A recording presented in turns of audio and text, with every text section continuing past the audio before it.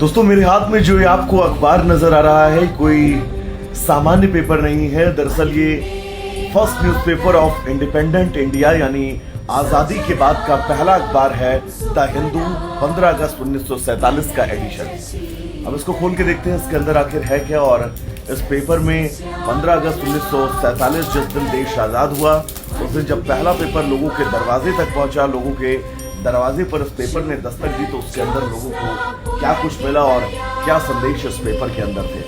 तो ये हमारा पहला न्यूज़पेपर है, आज़ादी के बाद का पहला the Hindu newspaper, Madras edition, Friday अगस्त 15 1947 15 अगस्त 1947 का। और ये इस पेपर का फ्रंट पेज आपके सामने है। आप देख सकते हैं कि जब हमारा देश आज़ाद हुआ उसके बाद जब पहला पेपर इस देश का पूरे देश वालों के सामने पहुंचा तो उस पेपर का पहला फ्रंट पेज कैसा था आज़ादी के दिन का। आप देखिएगा इंडिपेंडेंट इंडिया, और ये जो नक्शा आपको इस एड में नजर आ रहा है, इस नक्शे में आप देखिए पाकिस्तान भी भारत का हिस्सा है और ये बांग्लादेश भी जो है वो भारत का हिस्सा। फ्री इंडिया इज बॉर्न यानी कि नया भारत, स्वतंत्र भारत अब जन्म ले चुका है।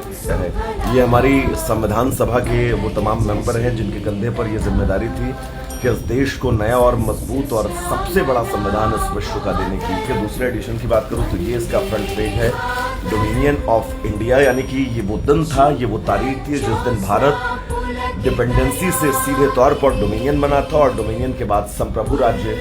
और ये पहले पन्ने पर आप देख सकते हैं ये भारत, हमारा प्यारा भारत, और ये पाकिस्तान, हमारा सब पड़ोसी मुल्क जो भारत से ही निकला है। और ये पाकिस्तान के दो हिस्से थे। बाद में ये हिस्सा जो है 1971 में जब इंदिरा गांधी प्रधानमंत्री थी उस वक्त इसमें बांग्लादेश इस हिस्से में बना। जो कॉन्फ्लिक्ट थे वो अलग है, लेकिन ये पेपर आप सबके सामने है और इसके अंदर विस्तार में क्या है ये मैं आपको किसी दिन और समझाऊंगा।